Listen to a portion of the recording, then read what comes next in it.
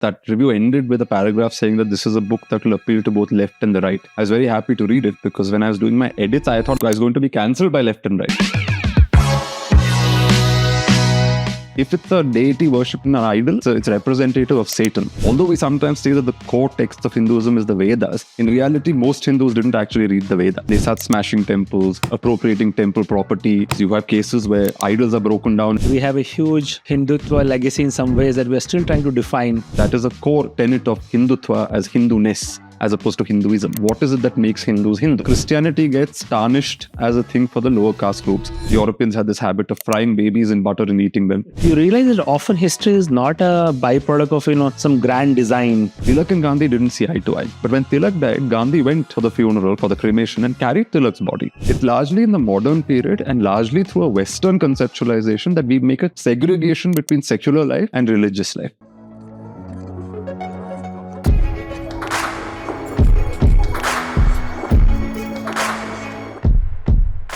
Manu, welcome back to SparX. Thank you, Mukesh. It's great to be back after almost exactly a year, more than just over a year. Yes, that means you need to be here more often. There's, I think, a lot to talk about history.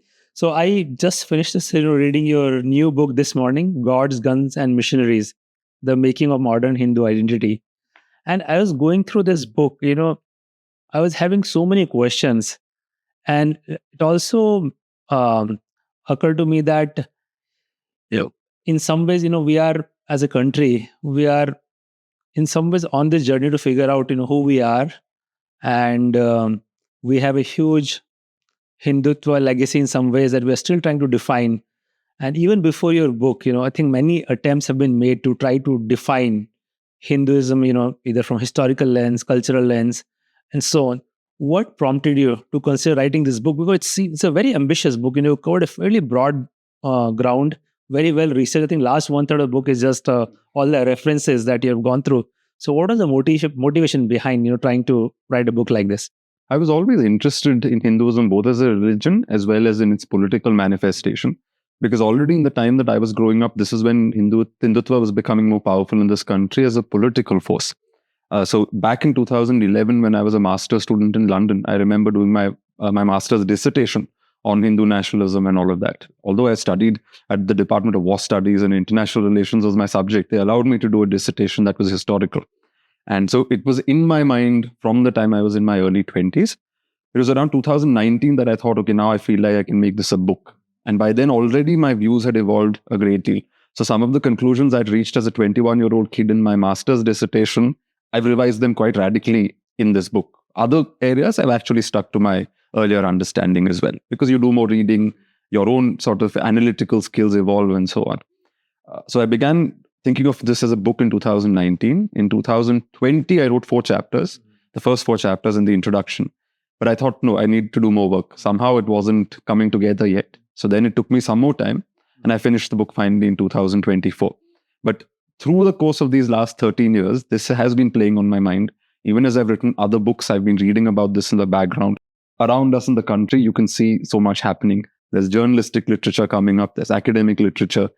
Recently there was a book on Hindutva pop, about music and how that is an important part of Hindutva becoming popular in parts of North India in the Hindi language.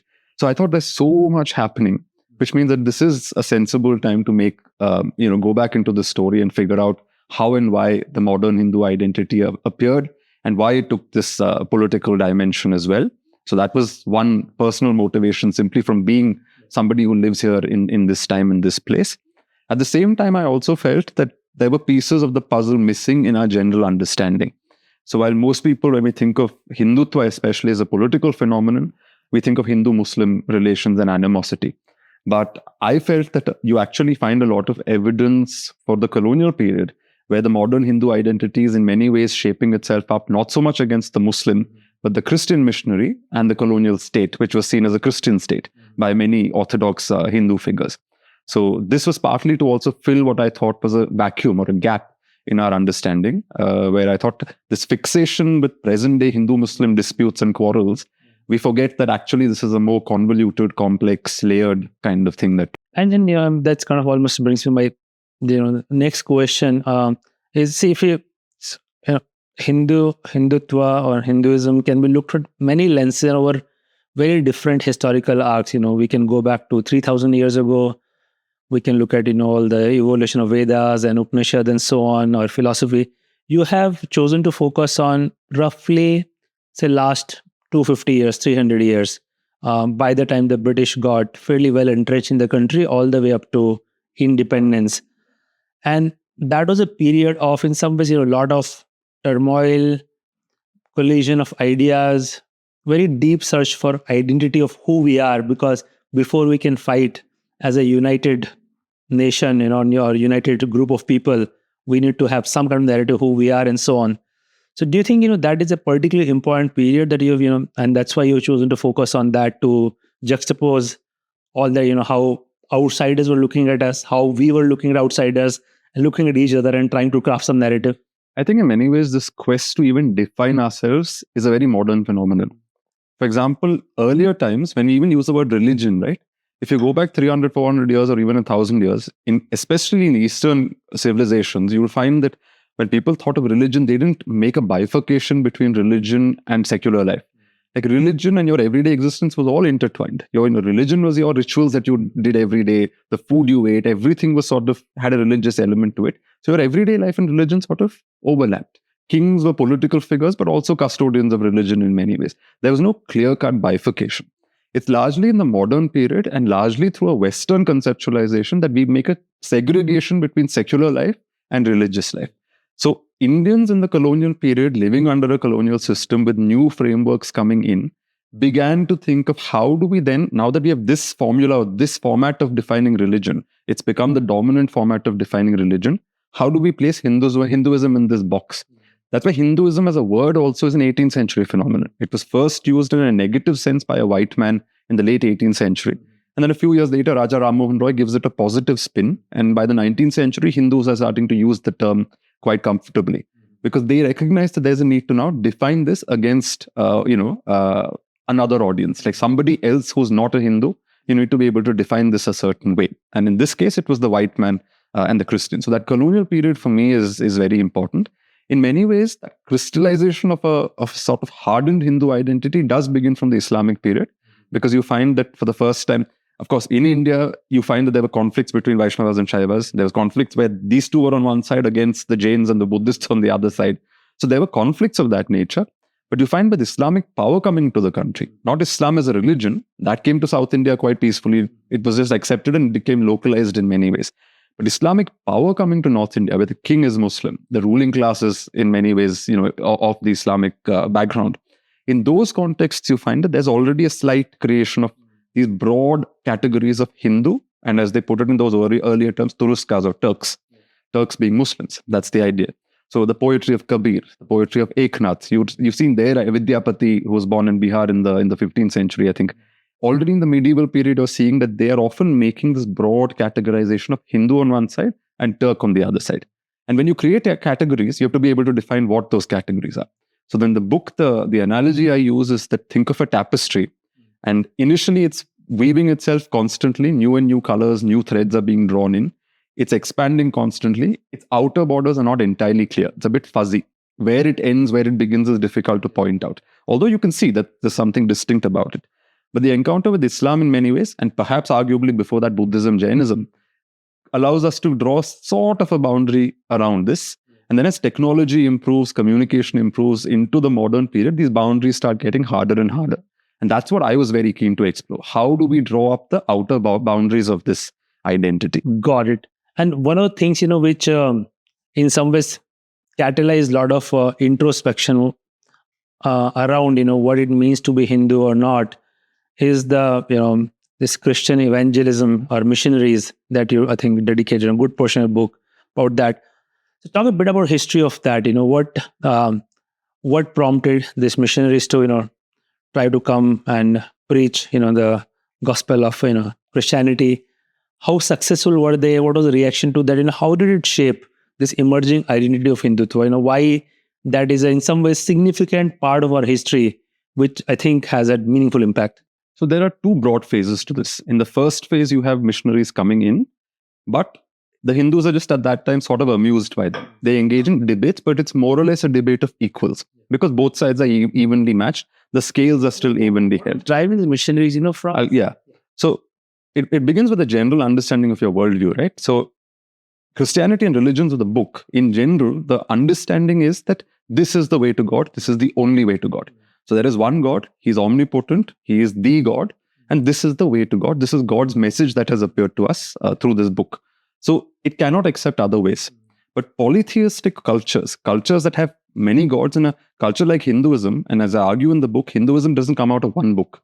Although we sometimes say that the core text of Hinduism is the Vedas, in reality, most Hindus didn't actually read the Vedas, right? We have temple culture, we have rituals, we have tribal cults. It's a composite. Historically, Hinduism is not one fount breaking into several streams. It is several streams coming together into one river. So it is many coming together. That's how you can define Hinduism. So naturally for Hinduism, the path to God is not one. There are already many paths. God is one, but there are different paths that are accessible to different people. The Hinduism practiced by a Brahmin will not be a Hinduism practiced by somebody else on the caste ladder, for example. Everybody has their own style, and each way is legitimate for that person. So when the missionaries, in their worldview, Christianity is the only way to God. So even forget India, even in Europe, when they first started, Christianity was spreading for the first time, Europe also at one time was pagan. It had its shrines to trees and groves. It had animal sacrifice and pagan gods, as it were, in Scandinavia and all of that. And there's a whole body of literature of how Christianity spread here. And when the Christian message spread here, these places were smashed, that those religions vanished and all of that. So it's with that worldview that the missionaries first come to India in the Portuguese period and so on. And the Europeans have a very bizarre idea about Indian temples and gods at this time. Because just as they saw in Europe, they say that, if it's a deity worshipped in an idol, it's representative of Satan. These are all forms of the devil. These are not real gods. Because real God would not take form in an idol because Christianity is against idol worship. So they came here and they started lumping all the Hindu gods as monsters, as devils. It's quite funny that they came to Calicut in Kerala and they said that, the king of Calicut worships a devil called Diomo. And I'm a Malayali. Diomo is clearly derived from Devam, which is the Malayalam word for God.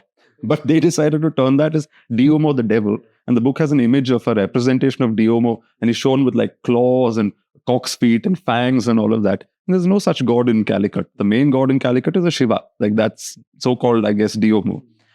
They see images of Narasimha, coming out of a pillar, ripping open another human being. And they're like, how can this be God? This has to be a representation of the devil. So they are seeing it from their cultural lens, where they have seen the light, and it is their duty to spread the light, willingly or otherwise, and enforce it in these pagan cultures and bring these people to the light. That's the mentality with which they are coming into India. In the initial stage, it's not like the Hindus are persuaded of this, because you find in the same Calicut, for example, debates taking place in the court of the Raja of Calicut, the Zamorin, where a father will say, your God's like Krishna, he's running around with the gopis. How can this be God? It's such undignified behavior. And this kind of romantic cowherd behavior is not acceptable. Then he says, you have a Ganapati, he's got this giant belly, he's got the head of an elephant, moves around on a rat. How can he be a god? It doesn't make sense. And at that time, the Hindus in the court, the Brahmins and all are just amused. They say, look, you're criticizing our gods, but let's just ask you some questions. If Jesus was really God's son, then how is it that the Jews put him up on a cross and embarrassed him like that? Could God's son really have been put through this kind of an experience? If you say that idol worship is bad, what about the processions you take out with images of the Virgin Mary? Isn't that a form of idolatry? So here you see there's a kind of amused exchange. But what is most striking is that in different parts of India, at different times, different centuries, often you find the Hindu side making one fundamental argument to the Christian missionaries who are coming in, where the missionary comes and says, I have the Bible, this is the way to God, and there is only one God. And the Hindus will always reciprocate with that argument, saying that yes, there is one God, but God is like a shopkeeper. And just as a shopkeeper has multiple products on his counter to bring all customers to him, God has created different ways to bring all people to him. If God intended everybody to follow one book, he would have given the book to everybody. Why is it that he gave you the book and didn't give us the book? That means it's not just the path to God, there are other paths also. And if God's son was born among your people as Jesus, here he took 10 avatars as Vishnu. Here we have other children of God and other people who are part of God's pantheon, who are part of his court, who are able to show us the way to God. So that's the argument. The Hindu argument in those days was always, we respect Christianity, we accept the Bible, but that is your way. It is good for you. For us, we have our own ways and we are happy to go through. Right. And while this was probably, let's say, mainstream narrative and, played out over a long period of time, yet, there are pockets where a lot of people did convert in large numbers. And so what prompted that? Where were missionaries able to make a substantial impression or maybe exploit some, social structures and so on to be able to at least, I'm sure at some point they must have felt encouraged also. I don't know. I don't have stats on numbers, etc. But reasonably successful. So there are two geographies really of this. So one is Goa. So the Portuguese come into Goa, soon they've conquered Goa. And what's interesting is you also see that things happening in India are often correlated to things happening in Europe. So when the Portuguese first conquer Goa, they're happy to leave local religions to their own devices. They don't want to get involved too much in religion. It's a few decades later that they start becoming very fundamentalist and they start smashing temples, appropriating temple property. So you have cases where idols are broken down and metal is used to construct church chandeliers and objects to be used in the church, temples being replaced by churches, Hindu gods are going into exile. So it's a very violent kind of phase that's unfolding in a place like Goa. And it's happening partly because in Europe, the Catholic Church is under attack. Under Martin Luther, the Protestant Reformation has started. The Protestants are saying that the Catholic Church has corrupted Christianity. This is not true Christianity. We will teach you true Christianity. So what's happening is the Catholic Church is being told that you are actually idolatrous. You're actually supporting idolatry. It's not true Christianity. And the Catholics, therefore, in India, in power, have to attack the Hindus and the local pagans to show that, no, we are good Christians. Look at us, we're going after the real pagans. And therefore, it's a way of showing off their own Christian credentials to people at home by being violent here. You see the correlation. So in places like Goa, there was that kind of pressure. You even have this example of some village elders who meet and they have a debate, should we convert? Should we just leave Goa? And finally, they come to the conclusion that, look, the governors will come and go, but the fathers of the church are going to be a constant. And they've created this pressure that if you don't convert, you can't retain your status, you can't retain your property. So we're going to go ahead and convert, which is why among Goan Catholics, you have Brahmin Catholics, right? They've retained that idea that we converted as Brahmins or we converted as upper caste groups. So that's one form of conversion. Another form is you see it in Tamil Nadu, where someone like Francis Xavier, went around and converted whole villages of Paravar who were involved in fishing and pearl fishing and things like that. But he himself was sometimes scandalized because they had no idea why they were converting. They were converting because they wanted Portuguese protection. And this was a quid pro quo. That's why they were doing it. You have other cases where missionaries are embarrassed by the fact that the only people converting are lower caste communities, because they say if only lower caste communities convert, then there's a problem because Christianity gets tarnished as a thing for the lower caste groups. We don't want that. We want upper caste Hindus to convert. So there's a special targeting of upper caste groups. And for me, what was fascinating is that, as I said, religions can take new forms and new times based on historical events. So just as in Goa, the Portuguese are not just forcing people to convert to Catholicism, but are also asking them to Europeanize. So they're saying you can't have Indian music, you have to wear, we take off slippers at the door. They say, no, you have to enter with shoes on. You can't squat to urinate. Your local habits have to change. Your food habits have to change. They're trying to not just convert, but also Europeanize everybody there. But you have someone like Roberto de Nobili coming to Madurai in the 17th century. And here it's under a Hindu Raja. There's no European state. There's no power in the hands of white people. So here it is Christianity which has to adjust and Hinduize itself. So Roberto de Nobili converts and basically starts dressing like a Brahmin. He starts wearing the sacred thread. When he converts Brahmin, he says, you can keep your caste, you can keep your sacred thread. I'll just attach a small cross to it. He becomes a vegetarian. He eats off a plantain leaf. So his converts are now seen as upper caste Hindus who are converting to Christianity. Yes, but they're retaining their caste identities. So what happens is caste comes into Christianity in Madurai. Christianity in many ways is Hinduized. You have cases where goats are sacrificed to Christian fathers, who have died. At their shrines, people will come and sacrifice goats as if it's like some local Hindu deity that they're doing this ceremony for. They do forms of puja. In South India, you have denominations of the Christian community where the church fathers wear saffron robes, where they have the tikka, where they do almost something like an aarti, because their Christianity had to Hinduize itself in order to appeal to local people. So in different places, depending on who held the scales of power, the form Christianity took varied in a great way, which is why ultimately this book is about power. And that's why Hindutva also, it's not so much about religion. If you look at Hindutva as in the way Savarkar and all define it, they're not so fixated on religion. It's the idea of who controls the state. Hindus must be in control of the state is the argument that the Hindutvavadis will make. because that's the only way the religious identity can be preserved. Yeah. And just to, understand this whole, the missionary phase in its entirety is, so initially it was almost like a volunteer effort. These people just coming pretty much on their own or through some grant or charity money and trying to do what they can. As the East India Company started to become stronger in the country and eventually the British government, there was, I think you talk about in the book as well, there's a lot of active lobbying by these missionary groups, but not always that much support. Initially, company was just focused on their job, which is just trading, exploitation, basically the money-making machinery. British government was also somewhat ambivalent about that because they thought, as people learn Christianity and convert in droves, they will also want same values and same liberty and so on, which could be. So it was not. There's a lot of confusion, even in people who are ruling here, whether how much to promote Christianity or not. Yeah. So ambivalence existed on both sides. So we have a text from the 17th century called the Vishwaguna Darshana, where two Gandharvas go on a flying tour of India. So they're going from Himalayas to Kanyakumari. They're traveling all over India. And what's interesting is there's this one segment where they come to Madras. And Madras at that time, 17th century, is a small enclave where the British East India Company is located. And the two Gandharvas are having a bit of a debate. One Gandharva will say, these are horrible people. They don't respect Brahmins. These are barbaric, white-faced, outsiders. We should not respect them. The other Gandharva says, no, they come here for trade. They bring curious things. They act with justice. And they have a sense of fairness. So there are good things also about these barbarians. So you see in Indian Sanskrit poetry also, there's a sense of, okay, we can't figure out these people completely. Even the British, as they become more powerful, they conquer Bengal, they're conquering territory in South India.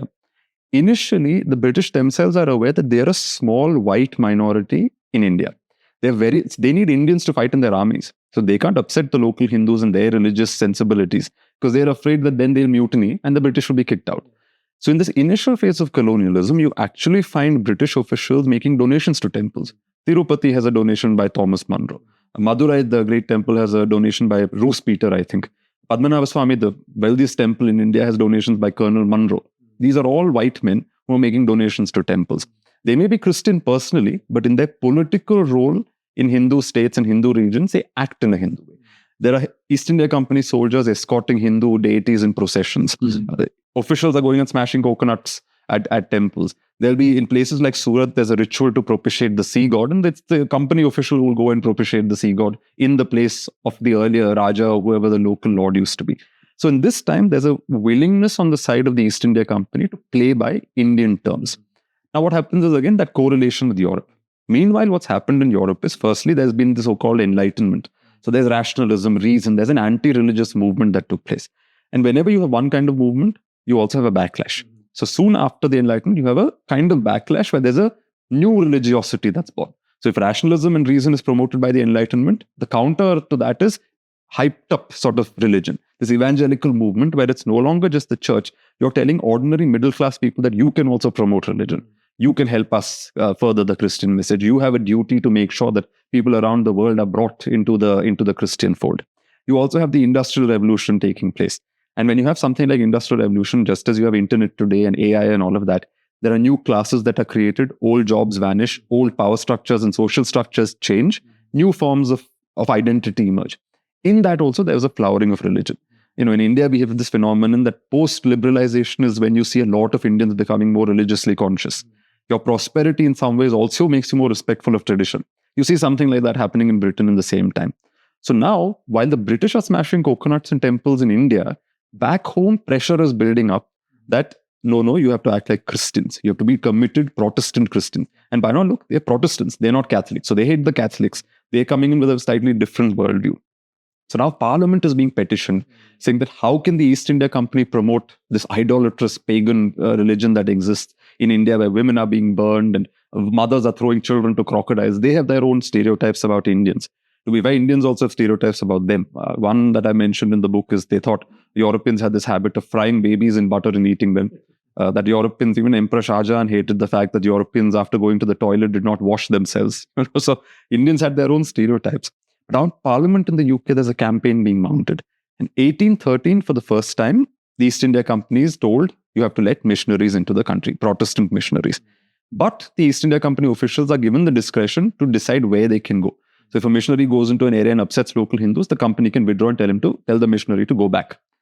By the 1830s, this has changed, where the pressures become so intense now that the missionaries are given free access into India. And at this point, you start seeing, so earlier where the Hindus and the Christians were debating more or less as equals, now that the state is with white people, power is with white people, the missionary is also coming in and the missionary has complete access. And the missionary is appearing at melas, he's appearing in Banaras and holy cities, he's appearing at festivals and giving pravachans at festivals, learning Indian scriptures to make fun of Indian gods, learning Indian languages in order to sort of communicate Christianity. The Christian missionary becomes a bit of a threat slowly. And Hindus initially respond in some curious ways. One, again, story I have in the book is about how they come up with this narrative that now you have Christianity in front of you. You have to give it some place in your worldview. So one story is that, Hinduism and the Hindu traditions were doing so well that people were so uplifted spiritually that heaven was getting overpopulated. And to restore cosmic balance, you had to have some people in hell as well. So God created Christianity so that some people would be waylaid into going to hell. So you have stories like that emerging. You have cases where the missionaries traveling in North India find that at the Ram Leela performances, when you shoot the final flaming arrow at Ravana's effigy, Ravana is dressed in the clothes of the English East India Company, Governor General. So there are ways in which Indians are slowly resisting, and great public debates are also taking place. In Banaras, in Bombay, people like Vishnu Baba Brahmachari, these are public debates taking place by the sea, where a Brahmin speaker and a missionary group will come and sit on stage. There'll be hundreds of people in front of them. The press is now there as well in India. There's the native press, which is the Indian press, and there's the white people's press. And the press is also reporting on these great debates that are taking place. And there's the churning taking place, and now it's becoming more aggressive. And it is in that churn that Hindutva, in some ways, the pathway to Hindutva starts to emerge, which is that we have to be able to define ourselves not only on religious terms, but also politically as one group standing up to this pressure. Right. And as these debates were happening, I think there was, when you're debating about, whatever merits of Christianity or Hinduism, you have to, in some ways, there was an attempt to go to the source, and which led to, I think, a lot of interest in the literature, which might have been, only very few people might have access to in the past, but now both the British or European intellectuals were showing a lot of interest. Eventually, I think they found, bad translation initially, but eventually got to a better version of that, and they could see that there is a, lot of intellectual depth in, the thoughts that are conveyed in Gita and, other older literatures. And similarly, a lot of Indian intellectuals also were able to go and read that, interpret that, and use that to defend, our way of doing things and so on. So in some ways, this whole, do you see as a more backlash to both, British establishment in India and the missionary zeal to kind of go back to the sources and, on both sides trying to really understand, and it's also becomes a big part of, how, let's say, next 100, 150 years, panned out. So there are 2-3 things to this. The first is the printing press. Because with the coming of the printing press, earlier different religions had different scriptures, and access to those scriptures was highly moderated by certain groups. So in the church, the Catholic Church moderated access to the Bible. Much of this was preserved in Latin. It was not translated into local languages. So there was a mystique around scripture, and other people could not easily access it. Christians themselves could not easily access it. Same with Hinduism. You had the Vedas, you had the scriptures, but a specific group of people.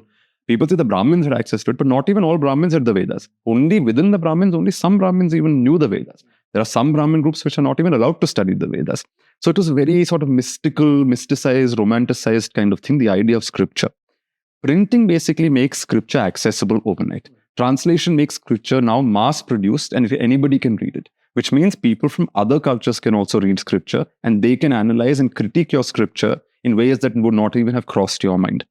Second thing is the Protestant framework. As I said, the Protestant claim was that there was pure Christianity, the Catholic Church corrupted pure Christianity, and the Protestant Reformation is a renovation and going back to pristine original Christianity. Now, because of that framework, first Europeans start applying that framework to India. They say that ancient Brahmins in India had some pure mystical Vedic, Upanishadic religion where God was worshipped as an abstract figure, like in the Advaita Vedanta. There were no idols, there were no temples. They sort of romanticized that idea. Then there was corruption in the form of temple culture, idol worship. Whereas in reality, the beauty of Hinduism comes from the Puranic period, which is when the temples are born. That is when actually Hinduism really flowers up. But they read it as corruption because their gold standard is abstract religion, monotheism, no idols. So this is corruption. And we are now here And we will tell you that your ancient religion was better. And now the missionaries will say that now that you've been corrupted, come to Christianity because this is now going to show you the way to God. Anti-missionary groups in Europe themselves say, no, don't go to Christianity, just revive your Vedas. And in India, many reformers accept that framework, like Ram Mohan Roy. He also believes that yes, that there was a pristine Hinduism of the Vedas, specifically the Upanishads. He's going to revive that, and he's against idol worship and temple worship as he sees it. He doesn't respect that. Often you find that reformers like Ram Mohan Roy use the same language of missionaries against gods like Krishna, Ganapati. They don't like Puranic stories either because they are embarrassed by them, because they are now working within that Western framework. So there is some co-option of that Western framework by Indians themselves also taking place in the same period. But the romanticizing of literature is also fascinating because you mentioned the Gita, right? And in the Gita, you find that the first English translation was commissioned by Warren Hastings, who was Governor General and Governor of Bengal in the late 18th century. He gets a guy called Charles Wilkins to translate it. What is their agenda? Their agenda is to show people, remember, this is the phase when they are smashing coconuts in temples. So their agenda is to show critics in England, look, the Hindus have very fine texts, they have lofty spiritual ideas, they don't need guidance from you. Leave them to their own devices. Very halke se we will rule them. We won't interfere in their religion because they've got a good book. Just as we have the Bible, they have the Gita. And this guy, Charles Wilkins, writes that by translating the Gita, they will see how much we respect their religion and they will grow loyal to us. But in reality, the Hindus always show selective appropriation, but also resistance. What do the Hindus do with this new romanticized idea of the Gita? The Gita becomes popular, Westerners love it, they're singing praises of it. But missionaries are warning them that you're forgetting one thing, that the Gita is taking place on a battlefield. Arjuna is hesitating to go to war, and that's when Krishna gives him this discourse. By 1857, there's a missionary who says, you better be careful. The Gita can be used by anybody in the company armies who wants to mutiny to justify their mutiny. Switch to another 50 years, and the Gita is being called the Revolutionary Indians Manual. When revolutionaries are caught by the British police, they're often carrying a copy of the Gita. Tilak sees the Gita as a book of action. And action against who? Against the British. So it's ironic that when the British translate the Gita, they think Indians are going to be loyal to them because of this. But 100 years later, Indians are using the same Gita to actually stand up to them. Gandhiji also read the Gita first in English translation, not in Sanskrit, not the Sanskrit original. Because before that, only intellectuals read the Gita, not every ordinary Hindu. Because every ordinary Hindu had temples and other practices. They were not sitting and reading books. Now the same Gita becomes the manual of nationalism. So it's interesting how they first try to project something. Indians see value in that projection, but Indians appropriate it for their own purposes. Yeah, a lot of, when you go through history and read about, accounts of individuals, the choices they made and so on, you realize that often history is not a byproduct of, some grand design.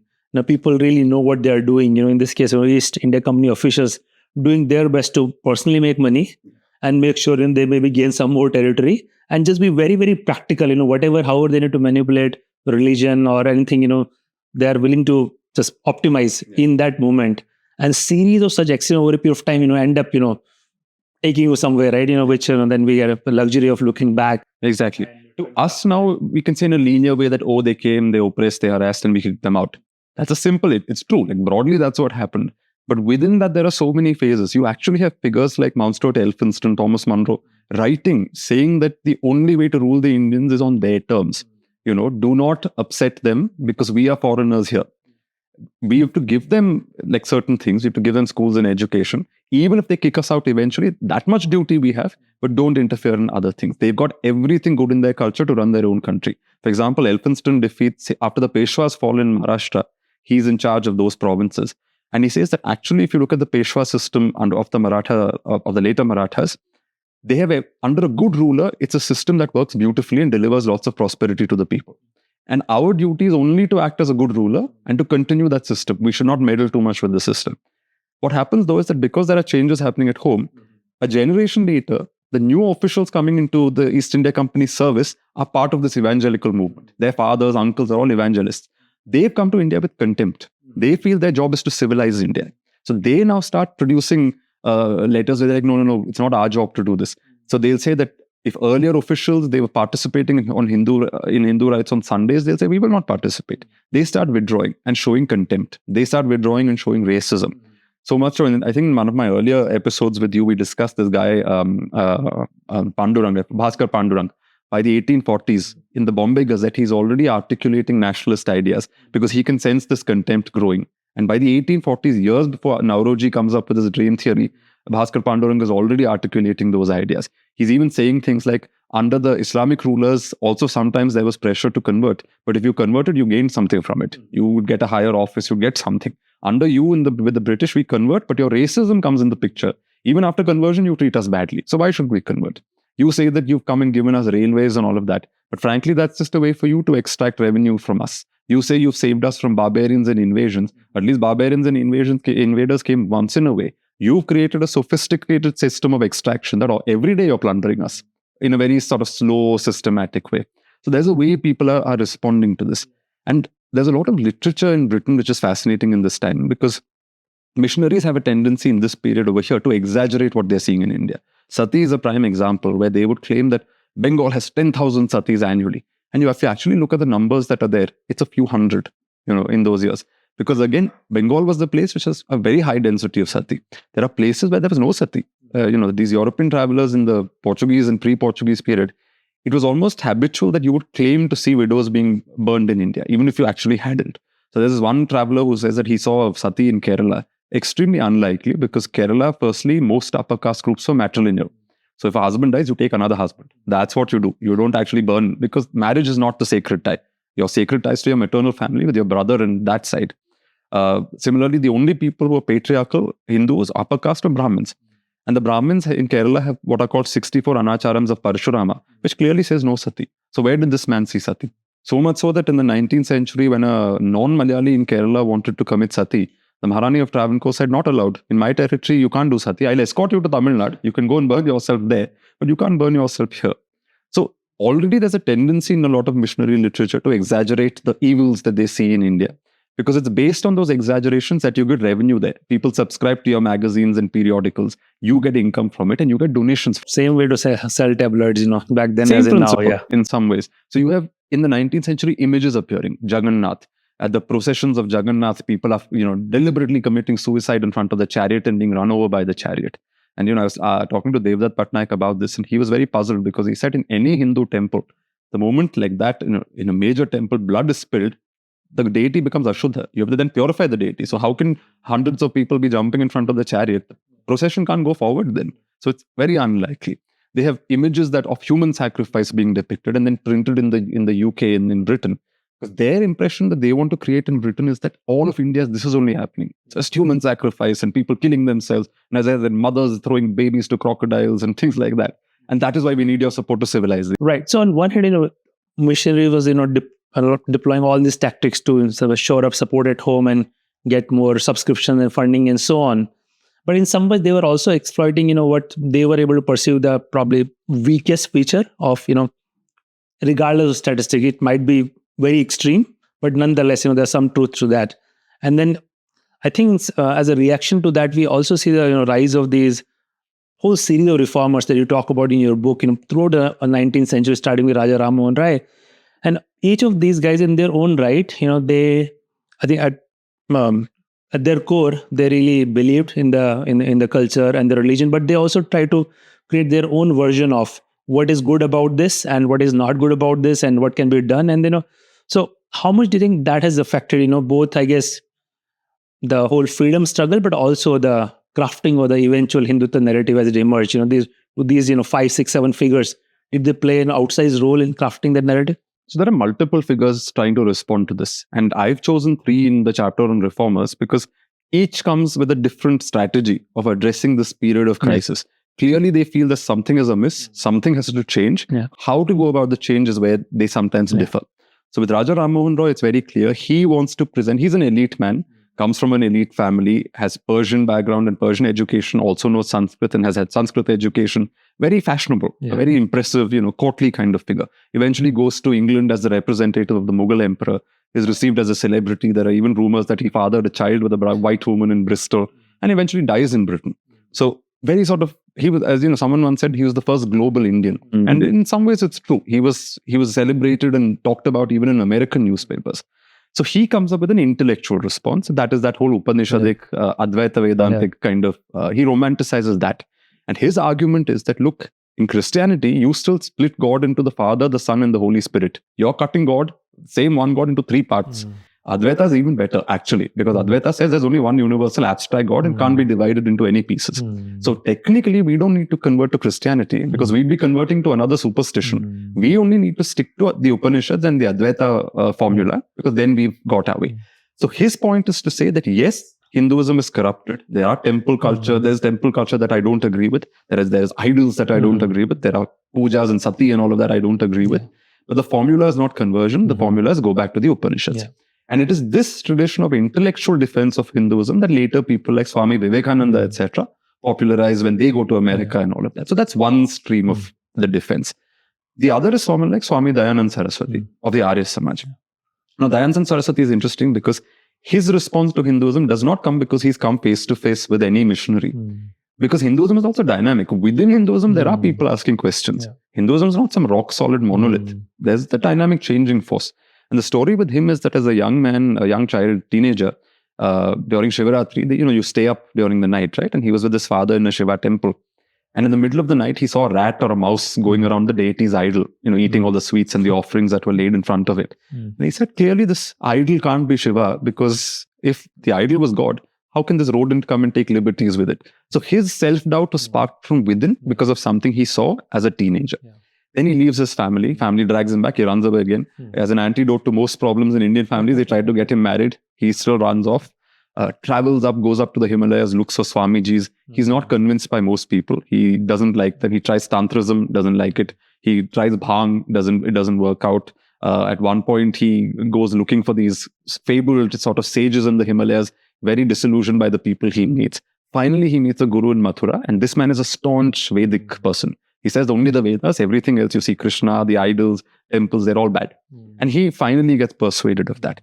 What happens is he then becomes he starts giving pravachans. But at this phase, it's in Sanskrit. So he's having debates with other Brahmins in holy cities, but it's still not giving him the reform and that mass appeal that he's craving and he wants, because that's the only way to reform a religion.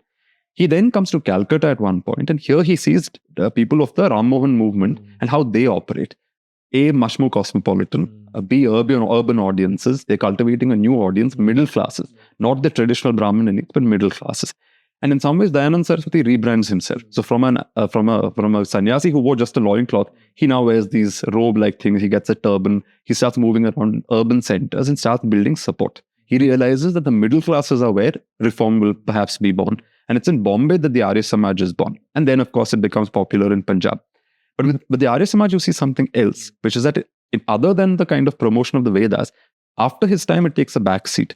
You see muscular mobilization of the ground for the first time with the Arya Samaj, where basically he says, take an emblem like the cow. Whatever your caste, for most Hindu castes, the cow is sacred.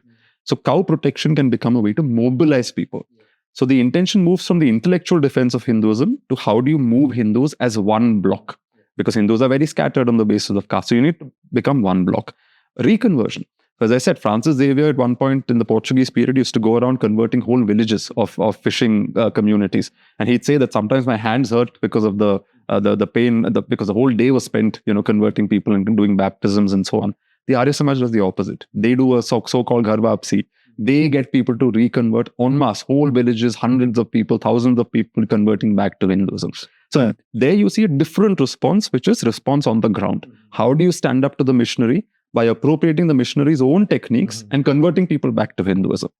And the third kind of response is Pillai. That's the person I identify. There are many others, but Pillai is the one I take.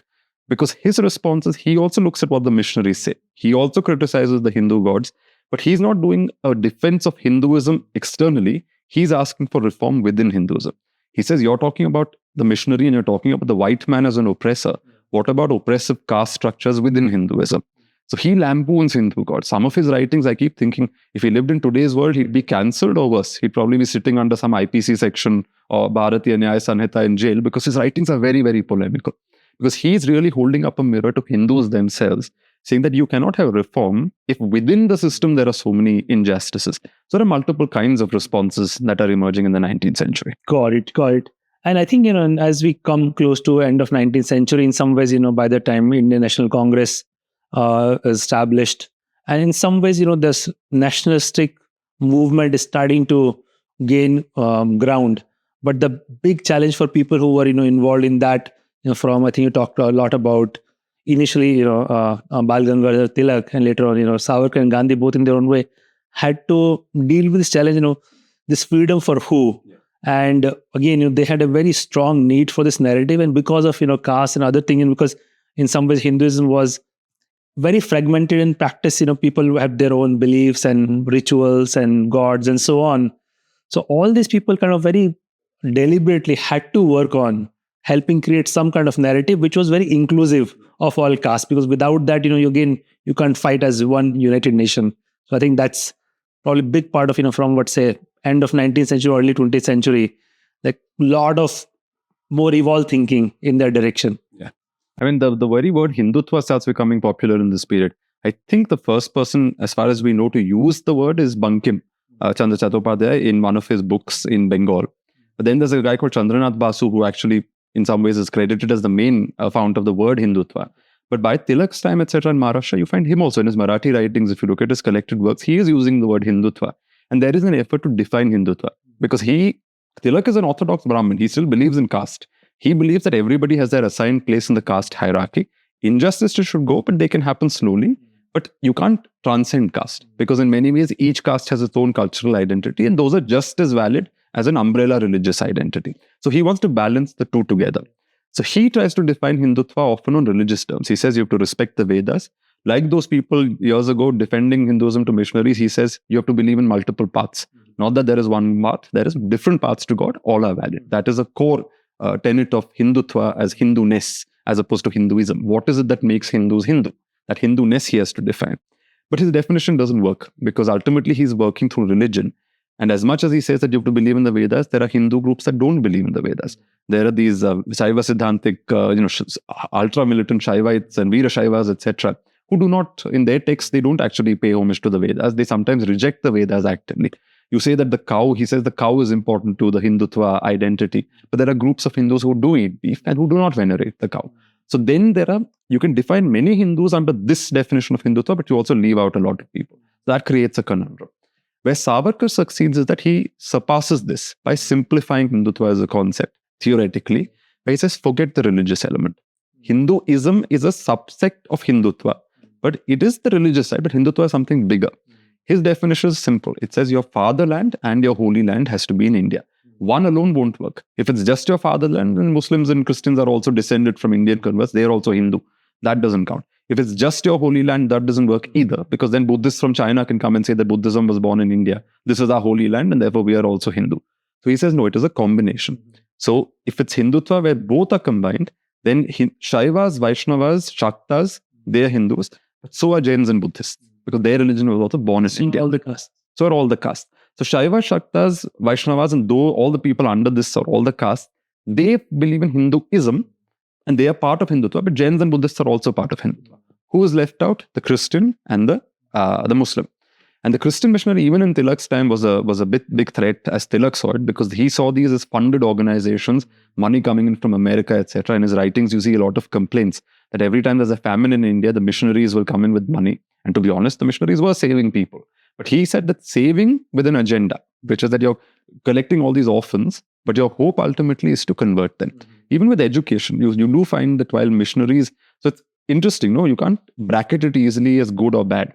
Because missionaries bring in education. It is through that education that a lot of Dalit communities are able to get modern education and start asserting themselves politically. So that is a positive evolution in Indian history.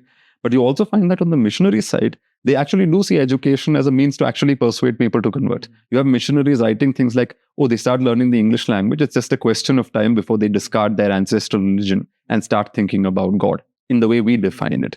So they come with one agenda, but the Indians also apply that same institution in a different way.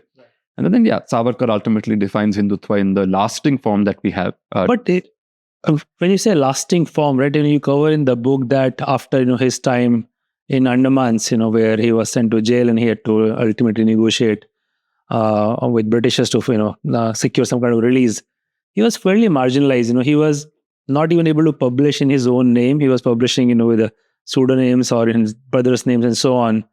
How the narrative that he was crafting, did he have much purchase during his time or only much later that people were able to find what he was writing, and so did it play any role during those 20s, 30s, 40s, when India was really trying to create a very clear narrative of who are we fighting for, who is going to get freed from Britishers? I'd say so, in the sense that he didn't wake up and create Hindutva overnight. That debate was already happening. In fact, there's a scholar called Rahul Sarvate. If you read his work, you find that in the Marathi sphere, in the Marathi language, there were lots of debates around this word Hindutva and what it meant to be a Hindu. Savarkar only contributed to that. And his translation being in English, his book being also in English, he intended for a much wider audience, for Hindus across the board, not just in these Maharashtrian debates. So in that sense, yes, there was an intellectual interest in what the modern Hindu political identity can be and how it can be defined. So there's certainly that. But all the same, we forget that the Congress was also in many ways a Hindu party. It says that the Congress did not make the Hindu identity its foremost kind of ideology. But at the same time, in practice, it created room for the Hindu interest to feel safe and secure within that. If you look at Gandhiji's language, one of the reasons people like Jinnah and a lot of moderates turned away from the Congress is because they thought Gandhi's political language was infused with Hindu religious rhetoric. Gandhiji will say Ram Rajya, but for them it's religious language. For others, right? Gandhiji might mean many things, but he's using a Hindu vocabulary. It's also very interesting that Tilak and Gandhi didn't see eye to eye. Tilak saw the Gita as a book of action and standing up to the British in an aggressive way. Gandhi read the Gita in a different way. The same Gita as a kind of book of peace and non-violence. So the same text they didn't agree on. But when Tilak died, Gandhi went for the funeral, for the cremation, and carried Tilak's body. In some ways, anointing himself Tilak's heir. Tilak was the tallest leader of the Congress at the time he died, and Gandhi becomes the next one. So already the Congress had space for this Hindu identity to thrive within it in a slightly more subtle way, as opposed to Savarkar's much more aggressive message. And that aggressive message at that time didn't have that much purchase. You find that frustration in Savarkar's political career through the 30s and 40s. To some extent, he was able to rouse certain people. And in fact, till the late 30s, you could be a member of the Hindu Mahasabha and the Congress at the same time. It was after Savarkar came on that you could no longer have dual membership. But ultimately, you find that he was frustrated with the fact that, it wasn't going as he liked. And as I say in the book, if you read his later books, you do see a frustration where it's almost like he's angry that Hindus are not behaving in the way they ought to behave in his perspective. That they are not seeing what he is seeing. But again, the power of an idea is that even if it doesn't have purchase at a certain time, it can survive, it can stay, and at the right moment, when the conditions emerge, it can become a very big thing, right? And Manu, so far, what we have covered, in some ways, this is mostly, elites and intellectuals from, whether it's missionaries, who come with certain mission, or the British government officials, or European intellectuals who are discovering Indian literatures, or Indian intellectuals, reformers, and later on Indian political leaders. But what about from a common man's perspective? I think, the Hinduism as its practice at the ground level has probably not changed in centuries. I'm from a small town, Haridwar. I think the Ganga Aarti they perform in the evening today, I'm pretty sure is unchanged for, many hundreds, if not longer. So is this, mostly this whole discussion about what is Hindutva, etc., is primarily a political debate, does not really affect the everyday life of people who are actual practitioners, or there is some overlap as well? I think there is overlap, but I will agree with you that for most part, Hindus continue to perform, their religion in the way that they've been taught to perform it ancestrally. Whatever Ram Mohan Roy said about the Upanishads being the core of Hinduism, how many Hindus actually read the Upanishads? We still go to temples. We still bow in front of the idols, in front of the images. We don't actually bother to sit and read texts. We don't draw a sense of identity from texts, even now. Even after texts became romanticized in the colonial period, we still focus on the temples. Politically, also, people want to build temples, including where mosques used to stand and all of that. But the point I'm making is they're building temples. They're not saying, oh no, Hinduism is an esoteric idea. Why should we have temples? That's not what they're interested in. It is the temple to this day that is the hub of actual practiced mainstream Hinduism. So in many ways, these are academic, intellectual debates, because what happens is when you come face to face with somebody else, and I use the analogy in the book that if there are 4 brown people in a room, we may be different shades of brown, we may even be fighting with each other. You're a Shaiva, I'm a Vaishnava. That way we may be fighting. But when a white man enters the room, and the white man also has a danda, that's when you realize there's something different between him and me. And the brownness that we share becomes a way to articulate a form of resistance. That articulation is all of this that we discussed. Hindutva, a political identity. It's a way of articulating your sense of self. But in many ways, it's a very, elite/intellectual kind of articulation.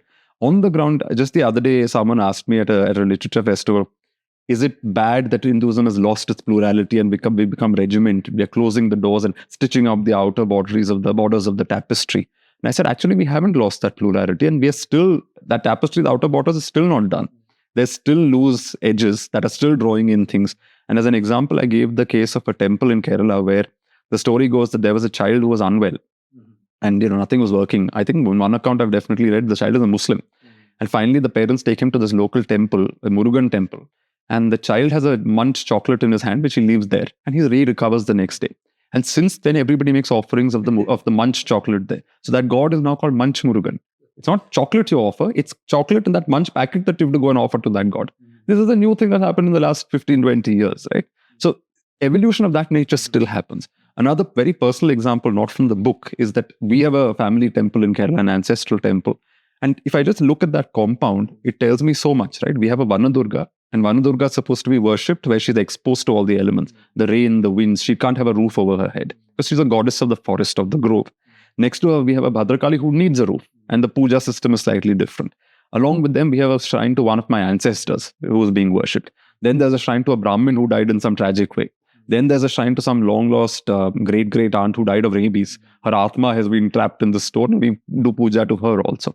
On top of that, we have two deities who come from marginalized communities. The Koravar community had a deity called Ayraveli Munnodi. We have him sitting in the temple. The Pillai community had a deity they called Murthy, and they used to sacrifice animals and give him alcohol and all of that. That deity has also been brought into the temple, and he is also there. And it's quite remarkable that the temple compound is one. It's like one shared framework and shared space, but each has its individual identity. And this Murthy used to sit outside first, but has now been brought into the temple because the Pulayars no longer worship him. So he's been brought into the temple. Even now, before our main pujas begin, in a very hush-hush way, a bottle of alcohol has to be given to someone from that community as a tip of the hat to that old custom, even though now we worship Murthy with milk and honey and flowers, not with alcohol and meat. So even now you can see evolution. 100 years ago, you fed this god alcohol. Now it's come, the god has been moved from the grove into the main temple and is now getting milk. So that plurality still exists. It has its politics, we call it Sanskritization and all of that. But that change and dynamism is still happening. It's still there to this day. So as you said, on the ground, people are still living in a very dynamic kind of space. We can't say that these political debates are not affecting it. In many ways, it is. A lot of Hinduism is getting homogenized. People's form of enacting or performing their Hindu identity or displaying the Hindu identity is becoming very homogenized. Just the other day, someone was telling me how Karwa Chauth largely used to... I haven't fact-checked this, but someone was telling me this about how Karwa Chauth wasn't such a big thing. But now people are celebrating it in Bangalore and all of these places. The question again I was posed was that, is this a bad thing? And I said, well, to you and me, that kind of homogenization may look bad. We may feel that, we're losing some pluralism. But if we think of it as like a devil's advocate, this is also an evolution. This is also a change. Just because I don't like it, through all the changes Hinduism went through, there were always people who didn't like it. Maybe we are also that minority that doesn't like these changes, but the change is happening.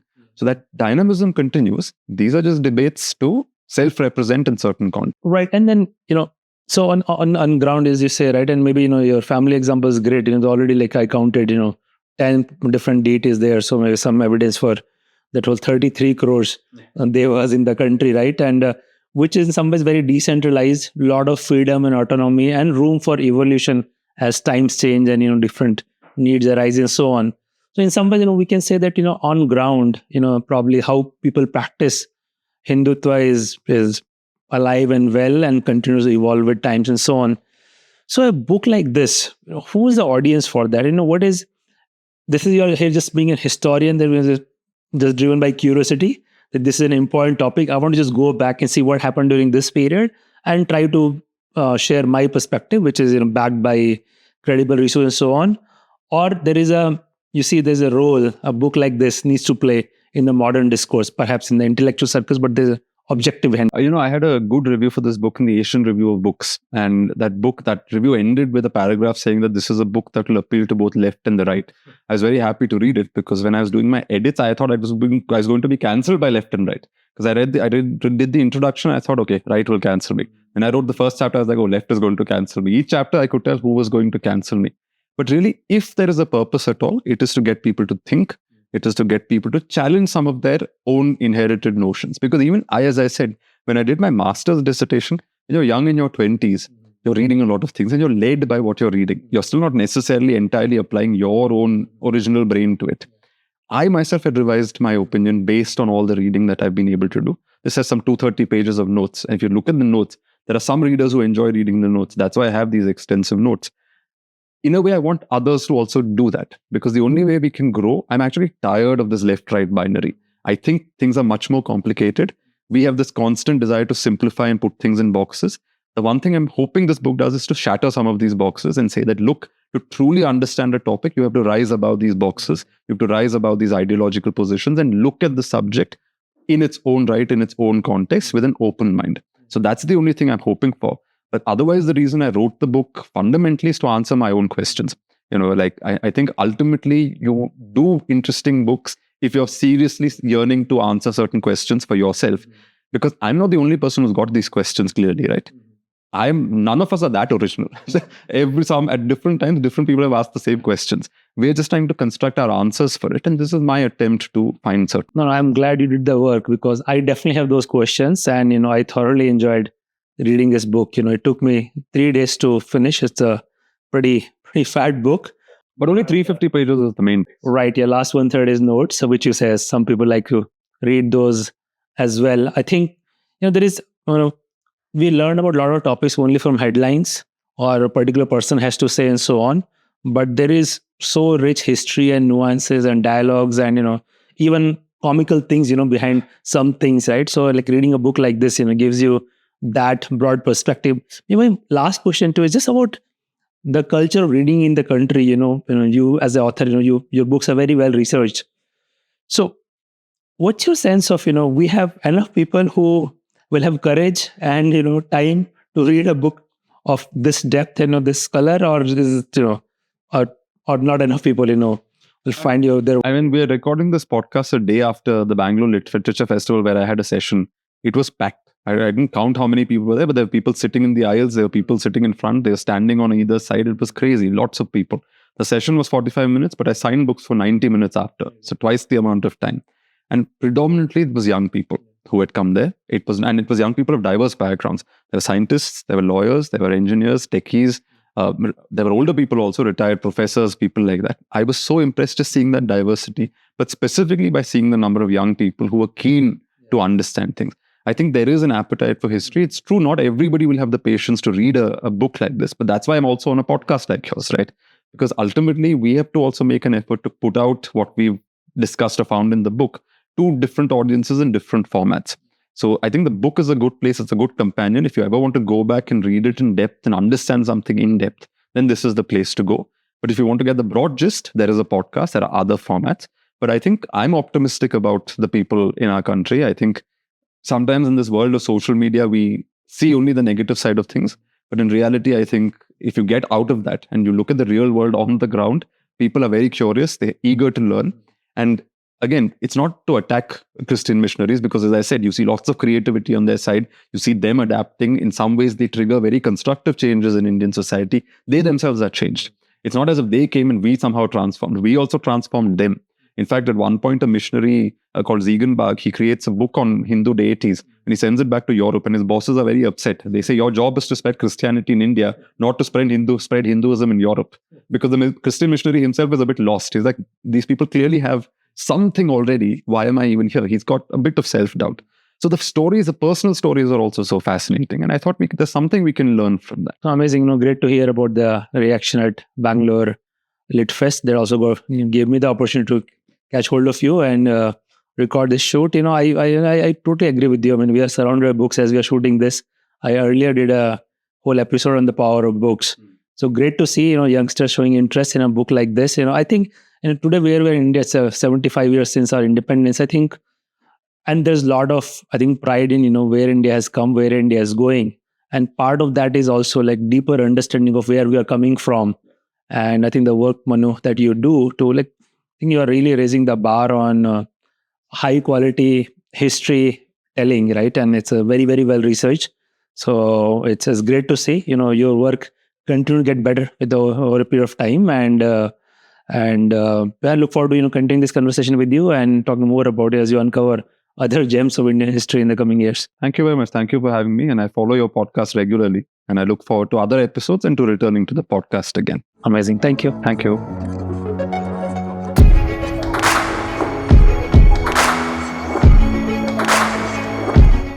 At SparX, we aim to bring to you stories of exponential impact. We share in-depth analysis of what goes behind success stories. If you find our conversations interesting, you can join us by subscribing to our YouTube channel. You can also listen to SparX on Spotify, Apple Podcast, or any other audio platform of your choice. If you have any suggestions on who we should invite or what topics we need to cover, just let us know in the comments. We are always listening, looking for ways to improve, and keep getting better as we go along.